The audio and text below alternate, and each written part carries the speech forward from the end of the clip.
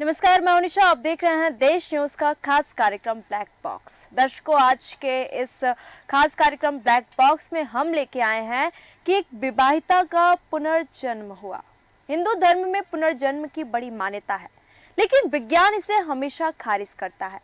तमाम मामले भी सामने आए जिनमें ये यकीन दिलाने की कोशिश की गई कि ये पुनर्जन्म है, पर वैज्ञानिकों ने इसे सिर्फ अंधविश्वास माना। लेकिन करीब 38 साल पहले उत्तर प्रदेश के इटावा जिले में एक ऐसी घटना सामने आई जिसने विज्ञान का नजरिया ही बदल दिया। इसे देखने समझने के बाद अमेरिका की यूनिवर्सिटी ऑफ वर्जीनिया के वैज्ञानिकों ने माना कि यह घटना पुनर्जन्म की या एक शरीर पर किसी और व्यक्तित्व के समाहित होने की घटना है। ऐसी कोई वजह या ऐसा कोई कारण नहीं है कि इसे सिरे से खारिज किया जा सके। शायद ये पुनर्जन्म दुनिया की इकलौती ऐसी घटना है जिस पर वैज्ञानिकों और शोधकर्ताओं ने मुहर लगाई है। आज के खास कार्यक्रम ब्लैक बॉक्स में हम इस कहानी के बारे में जानेंगे कि इस पूरी कहानी क्या है, इस पूरी कहानी में क्या क्या होता है और साथ ही साथ वैज्ञानिकों को लेके इसका क्या मानना है। चलते हैं 1968 की ओर। ये बात शुरू होती है 1968 में।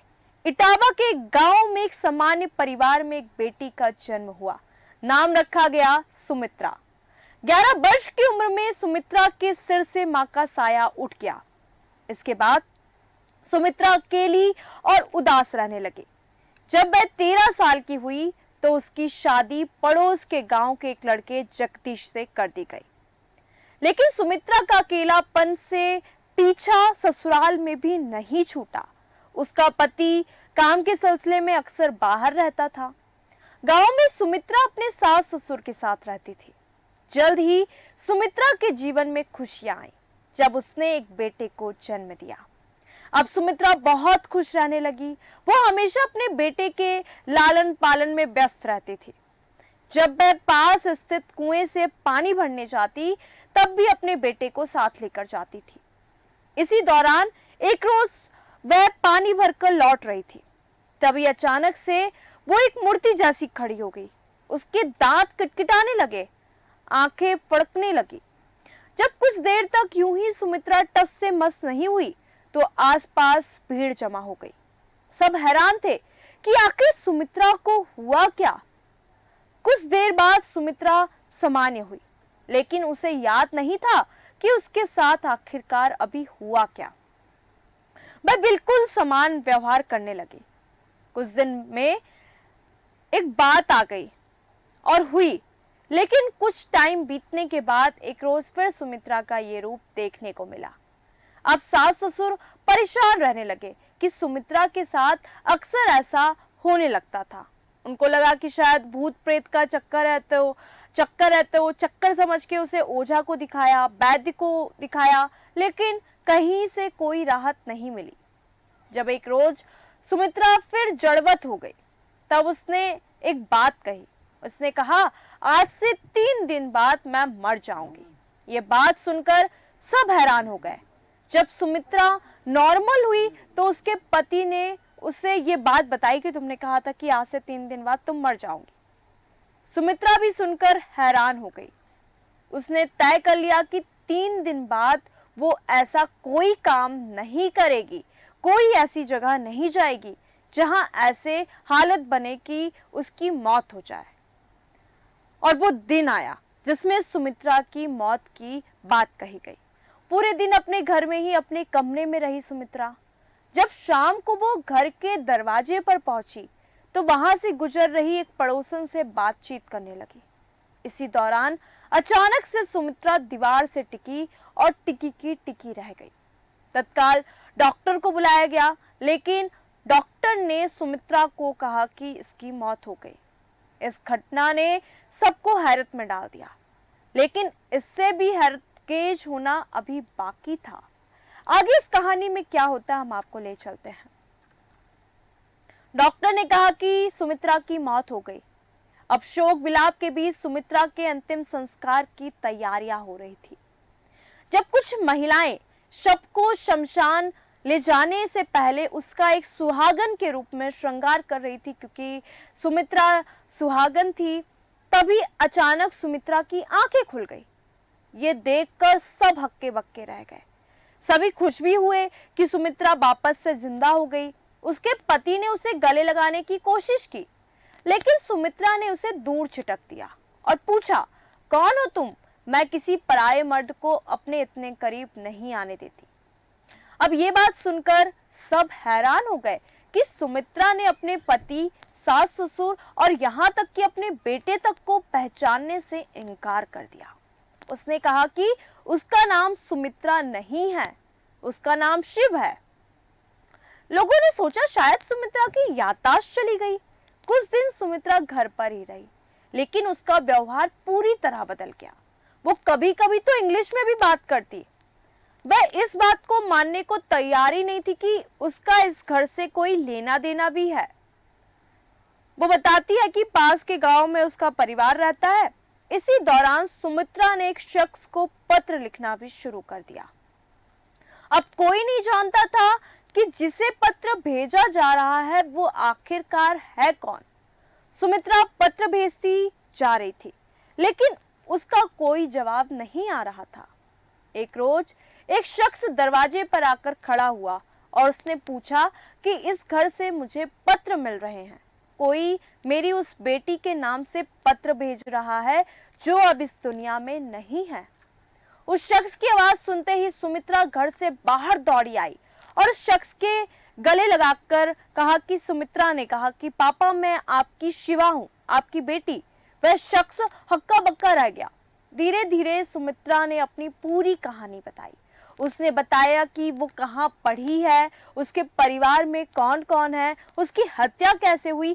सारी बातें सुमित्रा या कहे कि क्योंकि सुमित्रा का जब मौत हुई तो उससे सबको पहचानने से इनकार कर दिया और वो कहने लगी कि मैं शिवा हूँ, सुमित्रा ने। और सुमित्रा ने जो बातें बताई वो सब कुछ सही सही थी। इसके बाद उसके पिता एक फोटो एल्बम लाए और उसमें पहचानने को कहा कि किससे उसका क्या रिश्ता है। शिवा ने सब कुछ सही सही बताया। अब उसके पिता को यकीन हो गया कि यह शिवा ही है और यह उसका दूसरा जन्म है। धीरे धीरे यह घटना मीडिया में आई और चारों ओर चर्चाएं होने लगी। दूर दूर से लोग सुमित्रा या शिवा से मिलने आने लगे। अब खबर जो है वो अमेरिका तक पहुंची और पुनर्जन्म के विषय पर काम करने वाली तमाम संस्थाएं एक्टिव हो गई। उन्होंने इस घटना की हर एक एंगल से जांच की। सबसे पहले university of Virginia school of medicine के पुनर्जन्म शोधकर्ता इयान स्टीवंस और बेंगलुरु की सतवंत पसरीचा वर्तमान में national institute of mental health and neuroscience Bengaluru की हेड है, इसकी सच्चाई जानी। उन्होंने गांव के उन सभी लोगों से बात की जिन्होंने सुमित्रा की मौत, उसके फिर से जिंदा होने और उसके खुद को शिवा बताने की घटना को करीब से देखा था। स्टीवेंसन और पसरीचा ने शिवा के परिवार से भी बात की। सुमित्रा ने 23 लोगों को बिल्कुल सही फोटो या फेस टू फेस पहचाना था। पसरीचा ने नवंबर 1985 में इंटरव्यू की एक सीरीज चलाई। इस बात से भी पुनर्जन्म की थ्योरी को बल मिला कि सुमित्रा बहुत अच्छी अंग्रेजी बोल रही थी, जबकि वह लगभग अनपढ़ थी। 53 लोगों से बात की गई जिनसे शोधकर्ता संतुष्ट नजर आए। ये बात मानी गई कि इस घटना से पहले सुमित्रा को शिवा के परिवार के बारे में कोई जानकारी नहीं थी। आखिरकार स्टीव बेंसन और पसरीचा की टीम ने यह प्रमाणित किया कि यह वाकई एक शरीर पर किसी दूसरे व्यक्तित्व के कब्जे का मामला है। हालांकि कुछ सवालों के जवाब वैज्ञानिकों के पास भी नहीं थे। 1989 में इटावा के इस केस को यूनिवर्सिटी ऑफ वर्जीनिया के जर्नल में प्रकाशित किया गया। आज भी इस केस पर तमाम थ्योरी और रिसर्च चल रही है।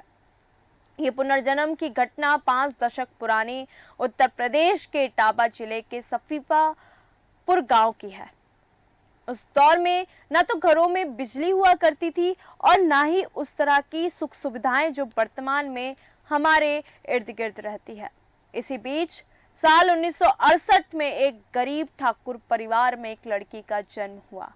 घर वालों ने लड़की का नाम सुमित्रा रखा। उस दौर में गांव में रहने वाले ग्रामीण अपने परिवार का पालन पोषण करने के लिए शहर जाकर नौकरी किया करते थे। इस कहानी को ध्यान से सुनिएगा और आपकी इसमें क्या राय है, आपके इसमें क्या विचार है, सोचिएगा कि क्या पुनर्जन्म की जो घटनाएं होती है, जो हम दादी और नानी से सुना करते हैं, ये वाकई में हकीकत में होती है?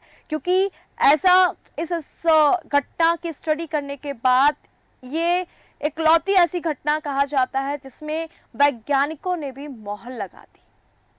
सुमित्रा के पिता भी शहर में नौकरी करते थे। सुमित्रा और उसकी मां घर में अकेले रहती थी। एक दिन अचानक उसकी मां की मौत हो जाती है। मां की मौत के बाद पिता ने उसे अपने रिश्तेदार के घर रहने के लिए छोड़ दिया और ये सिलसिला बहुत लंबे समय तक चलता रहा। पिता शहर में नौकरी करते रहे और सुमित्रा अपने रिश्तेदारों के यहाँ ही रहने लगी। आर्थिक स्थिति ठीक ना होने के चलते सुमित्रा कभी स्कूल नहीं जा सकी।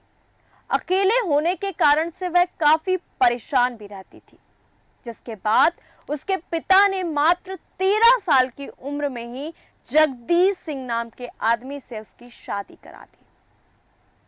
लेकिन जगदीश भी नौकरी करने के लिए शहर जाता था। यहाँ पर भी सुमित्रा अपने सास ससुर के साथ ही रहती थी। इस बीच साल 1984 में उसने एक बेटे को जन्म दिया। बेटे को जन्म देने के बाद अब उसका जो अकेलापन था वो काफी हद तक कम हो गया। वो अपने बेटे को अपनी जान से भी ज्यादा मानती थी और उस बेटे को उसने पहचानने से इनकार कर दिया, क्योंकि हमने बताया कि जब भी वो पानी भरने जाती थी या किसी भी काम से जाती थी तो वो अपने बेटे को जरूर लेके जाती थी। अब एक दिन ऐसा आया जब सुमित्रा अपने बेटे को लेकर पानी भरने जा रही थी। तभी अचानक उसे उसके साथ कुछ ऐसा हुआ उस वक्त कि सभी लोग डर गए।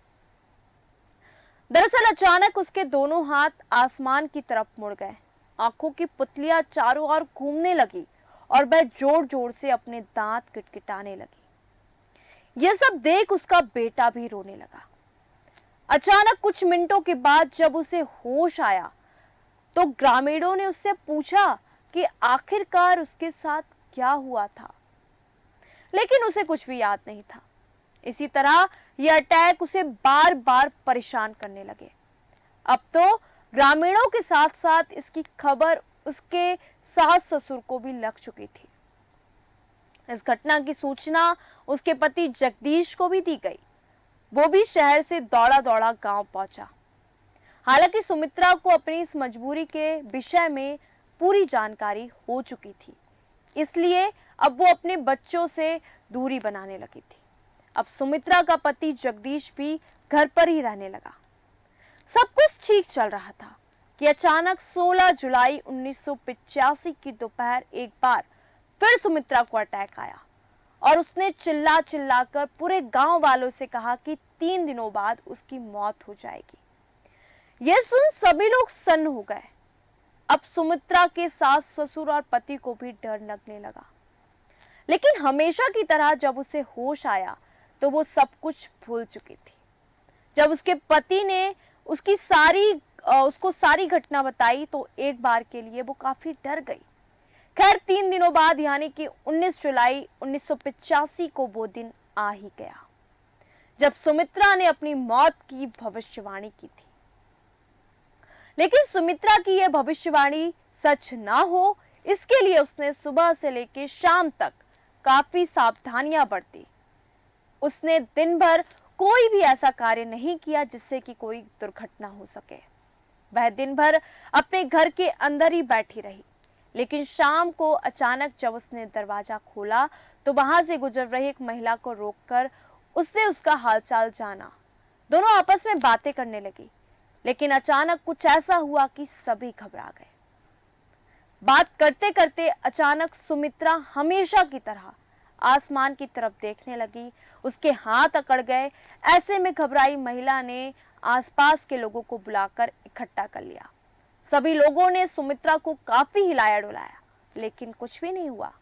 जिसके बाद डॉक्टर को बुलाया गया। काफी मशक्कत के बाद सुमित्रा को जमीन पर लटाया गया।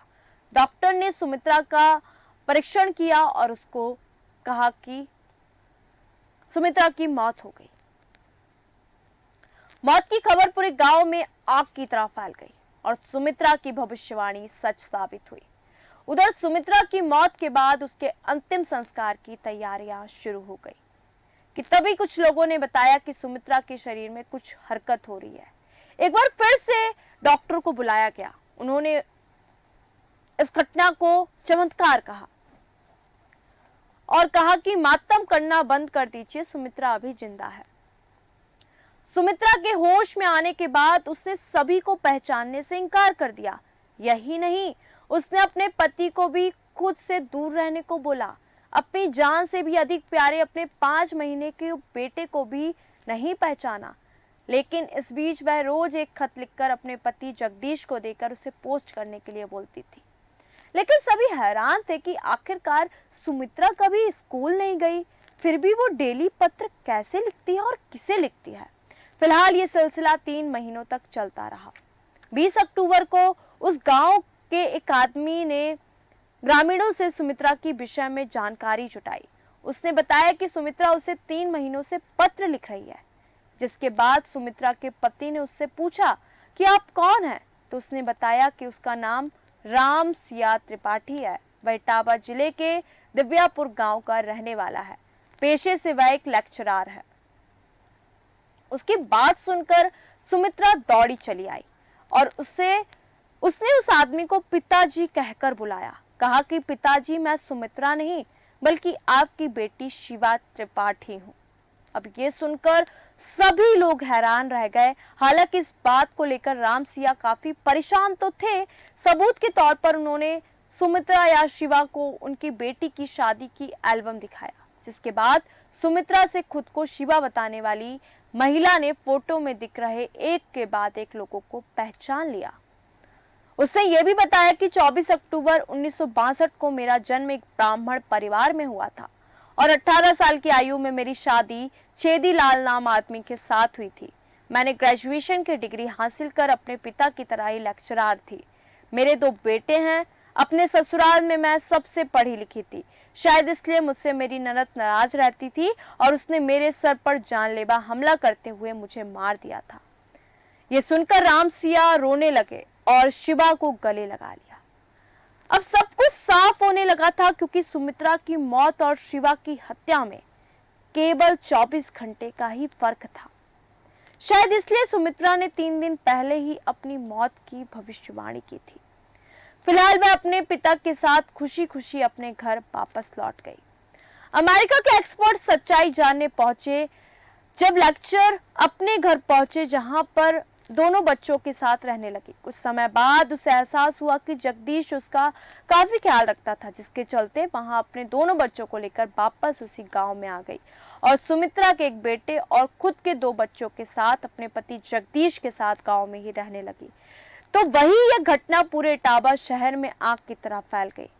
मीडिया ने भी इस पूरी खबर पर अपनी दिलचस्पी दिखाई, जिसके बाद भारत में पुनर्जन्म को लेकर रिसर्च कर रही टीम भी उनके घर और गांव में पहुंची। मामला काफी पेचीदा होने के चलते अमेरिका के वर्जीनिया यूनिवर्सिटी की पुनर्जन्म एक्सपर्ट टीम भी इस गांव में पहुंचे और बारीकी से सभी सबूत को एकत्रित किया। जांच में यह साबित हो गया कि सुमित्रा की मौत के बाद शिवा का पुनर्जन्म हुआ था। उसी समय का ये दुनिया का पहला और अनोखा पुनर्जन्म का केस बन गया। साल 1998 में सुमित्रा शिवा की लंबी बीमारी के बाद मौत हो गई। साथ ही लगभग 2 वर्ष बाद जगदीश की मौत हो गई। आज भी उनके परिवार वाले जीवित हैं। तो आज के खास कार्यक्रम में हमने आपको बताया कि आखिरकार क्या कहानी थी इटावा के सुमित्रा की। क्या सुमित्रा का पुनर्जन्म हुआ था? कौन थी शिवा? कैसे वो सुमित्रा के शरीर में आई? इस केस पर किस तरह की स्टडी की गई? 1985 की इस कहानी में जो नया मोड़ आया, पुनर्जन्म की हैरान कर देने वाली ये कहानी आज के खास कार्यक्रम ब्लैक बॉक्स में हमने बताई। तो दर्शकों, ब्लैक बॉक्स के इस खास कार्यक्रम में फिलहाल इतना ही। मुझे दीजिए इजाजत। नमस्कार।